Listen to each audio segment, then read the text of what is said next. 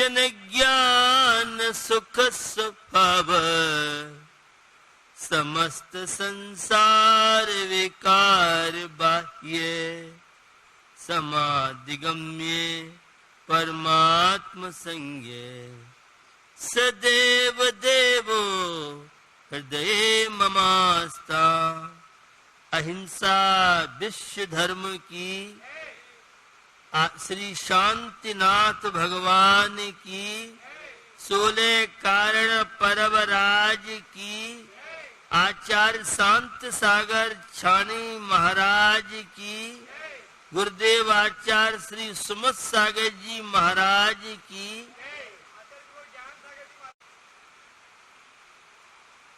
यह 16 कारण परम पावन त्योहार हमारे बीच में चल रहा है। बहुत तरह की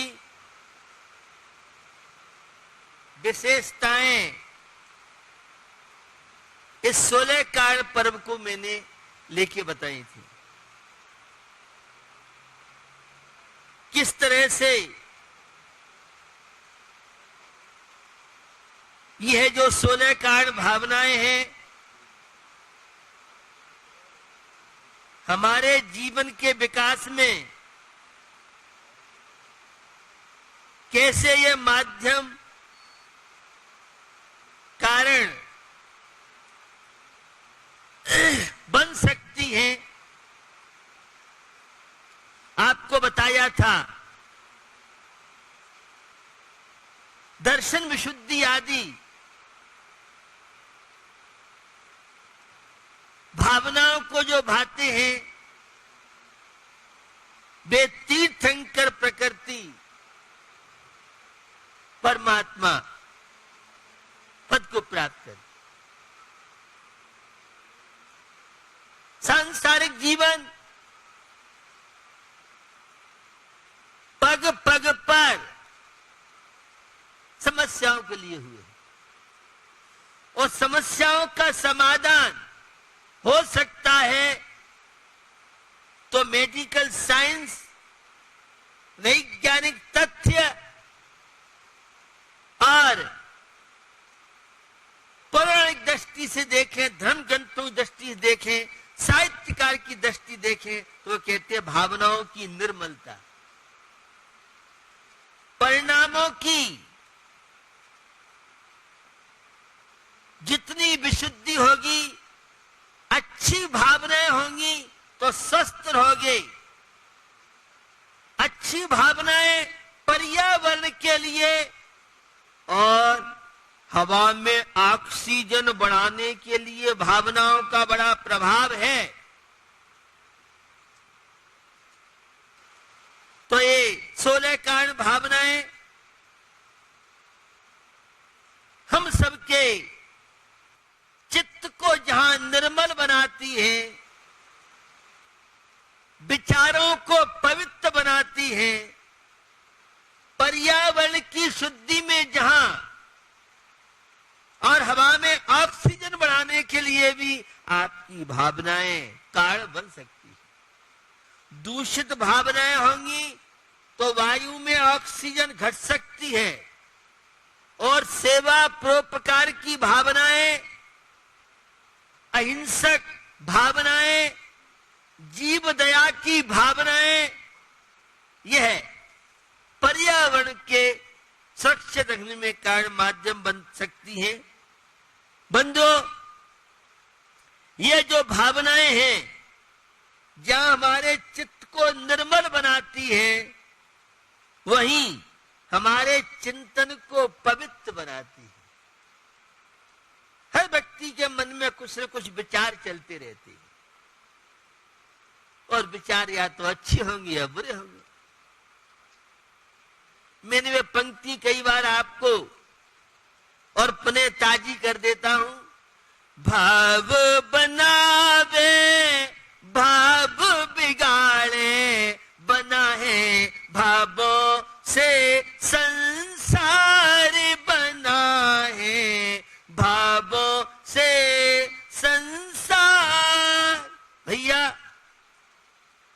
का बहुत विचित्र खेल है। और कोरोना वायरस को पराजित करने के लिए आपकी भावना, आपका आचार विचार, आपका आचरण, संयमी जीवन, यह कोरोना जैसे महामारी को भी पराजित कर सकता है। तो ये चित्त को निर्मल बनाती है, और निर्मल चित्त होगा अच्छे विचार, परमात्मा की भक्ति की भावना, परोपकार की भावनाएं, सौहार्द की भावनाएं, समर्पण की भावनाएं कब होंगी? जब चिंतन आपका पवित्र होगा। और ये भावनाएं चारित्र को उज्जवल बनाती है। सम्यक दर्शन ज्ञान चारित्र की चर्चा आप सुनते हैं, तो जितनी अच्छी भावनाएं हम भाएंगे, संयम के विचार बनेंगे, हमारा आचरण उतना पवित्र अच्छा बनेगा। और पवित्र भावनाएं बहुत बड़ा भोजन है। Calorie, vitamins. कल यहां अखिल भारतवर्षीय राष्ट्रीय महिला सम्मेलन वेबिनार हुआ। पूरे देश की क्रीम थी। अखिल भारतवर्षीय तीज क्षेत्र कमेटी 130 वर्ष पुरानी संस्था की जो राष्ट्रीय अध्यक्षा श्रीमती सरिता जैन उसकी अध्यक्षता कर रही थी, और सुशीला जी जो भामाशाह कहलाती है, वे मुख्य अतिथि, और भी देश के जो बहुत बड़े बड़े पदों पर रही है ऐसी महिला, तो जो कोटा की महापौर रही, जिसका नर्सिंग होम में जिनका बहुत प्रभाव मुझे लोगों ने बताया, तो वो बोल रही थी, मैंने वह चॉकलेट, टॉफी, जितने बाजार के वस्तुएं नहीं खाती हूं मैं, किसी शादी, अन्य कोई सामूहिक भोजन में, पार्टियों में कोई मैं भोजन नहीं करती हूं। मैं तो अपने घर में जो चीज बनाते हैं हम उसे ही खाते हैं। कई महिलाओं ने संयुक्त परिवार में महिलाओं का योगदान, कैसे राष्ट्र के उन्नति में महिलाएं योगदान दे सकती हैं, संस्कृति के संरक्षण में ऐसे 5-7 विषयों पर ख्याति प्राप्त देश की महिलाएं, और उनके वक्तव्य बड़े महत्वपूर्ण थे। अपने अपने बच्चों पर ध्यान दें, जो कई इसमें प्रायकर जितनी वक्ता महिलाएं थीं, अमरावती तो जयपुर, बॉम्बे आदि अनेकों विभिन्न स्थानों की, विभिन्न राज्यों की शीर्षस्थ महिलाओं ने विचार रखे, और महिलाएं क्या नहीं कर सकती है। महिलाएं चाहे तो घर को सही बना सकती हैं, घर को नरक बना सकती हैं। तो निश्चित उस राष्ट्रीय महिला सम्मेलन के माध्यम से एक चेतना, बच्चों के प्रति दायित्व, पति के प्रति जिम्मेदारी, परिवार के प्रति जिम्मेदारी, और किचन को चौका बनाइए। कई जो विदेश में महिला गई, उन्होंने बात रखी हमारी जीवनचर्या देख करके, और एक डॉक्टर महिला बोल रही थी कि कई विदेश के होटलों में शाकाहारी भोजन की हमने प्रेरणा की, तो विदेशी लोगों ने शाकाहारी भोजन के कहा ये तो बहुत, तो कई रेस्टोरेंट में और होटलों में शाकाहारी भोजन, ऐसे बहुत तरह के तथ्य रखे।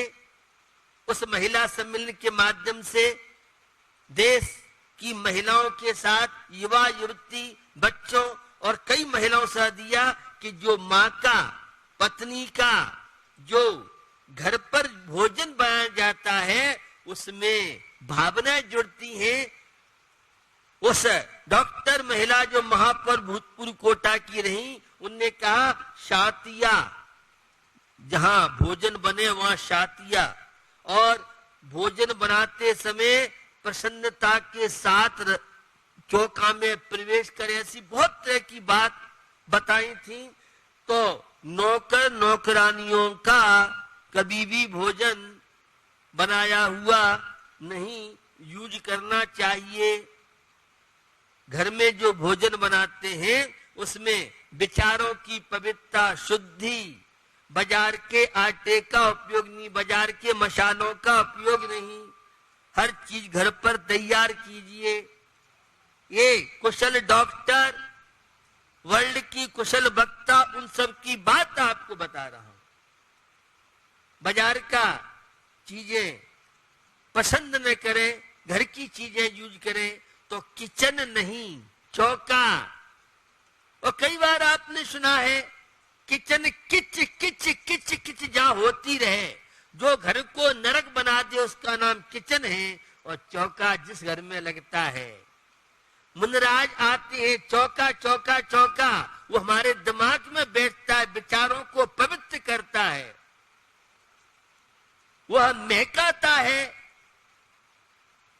हमारे विचारों को घर में शांति सुख का कारण बनता है। तनाव मुक्ति के लिए भोजन ही आपको रोगी बनाता है, भोजन ही आपको स्वस्थ बनाता है। ऐसी बहुत तरह की कुशल महिला वक्ताओं ने बात रखी थी। तो मैं आपको बता रहा हूं, ये 16 कारण भावनाएं बड़ी पवित्र, और आज आवश्यक परिहार नाम की भावना।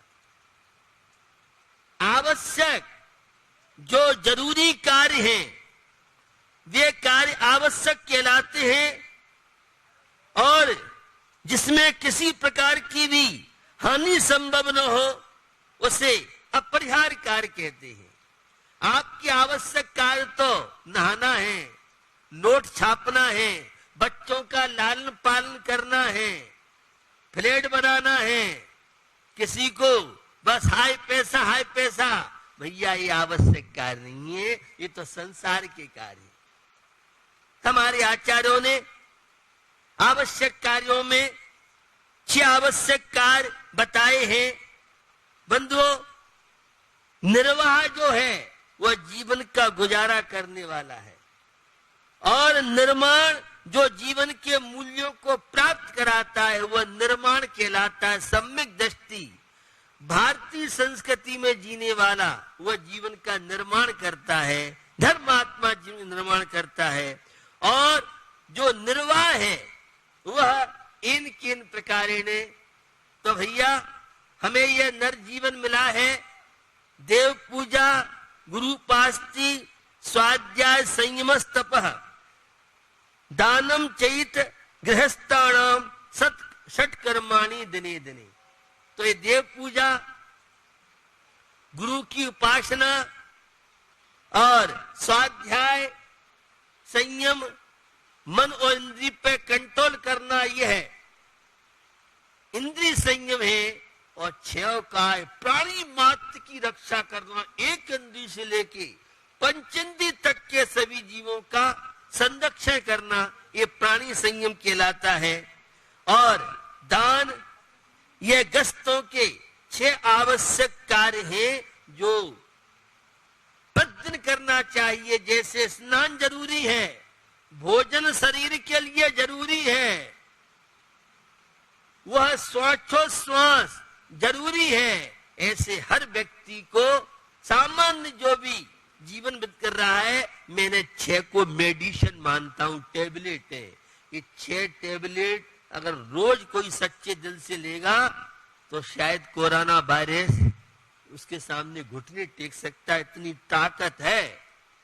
इनका संबंध स्वर्ग मोक्ष पुण्य मात्र से नहीं है, संबंध निजरा मात्र से नहीं है। इन 6 आवश्यक कार्यों का संबंध आपकी पारिवारिक शांति से, आपकी तन की स्वस्थता से, समाज की स्वस्थता से, स्वर्ग में जीवन व्यतीत करना है। तो 6 आवश्यक कार्य, रोज मंदिर के दर्शन, लॉकडाउन चल रहा है इस समय, और 12 में बहुत तेजी से बढ़ता जा रहा है। कई घटना घटनी ऐसी यहाँ भी बहुत ज्यादा शक्ति कर रखी है।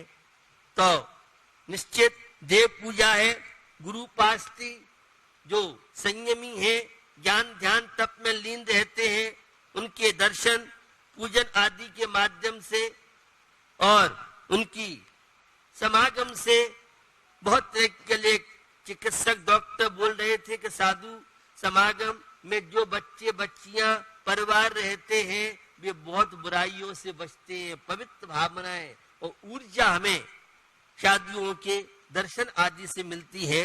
तो गुरु पास्ती है और धार्मिक ग्रंथों का पठन पाठन है और संयम, मन इंद्रिय पे कंट्रोल। कई लोग सलाह दे रहे हैं कोरोना वायरस को पैद करना चाहते हैं, तो आप संयम से रहें, अपने पुराने जो आचरण थे उनको जीवन में अपनाएं और तब इच्छाओं पे कंट्रोल करें। और दान न्याय नीति से अर्जित कमाई है उसका कुछ % रोज भोजन जरूरी है, श्वास जरूरी है। तो ये 6 आवश्यक कार्य भी व्यक्ति को जरूरी है। ये तो गस्तों की बात की, मुनि महाराज के भी 6 आवश्यक कार्य हैं। समता, सामायिक की साधना और वंदना। एक तीर्थंकर की स्तुति करते हैं, उन्हें वंदना कहते हैं, करते हैं। और जो स्तुति है वह 24 तीर्थंकरों की उन्हें स्तुति बोलते हैं। और प्रतिक्रमण, जो गलती हो जाती है उसका पश्चाताप करना है, प्रतिक्रमण है। और प्रत्याख्यान, पापों का त्याग। और कायो शरीर से मोह ममता का त्याग करना। ये 6 मुनिराज के आवश्यक कार्य हैं और इनके द्वारा विकास होता है।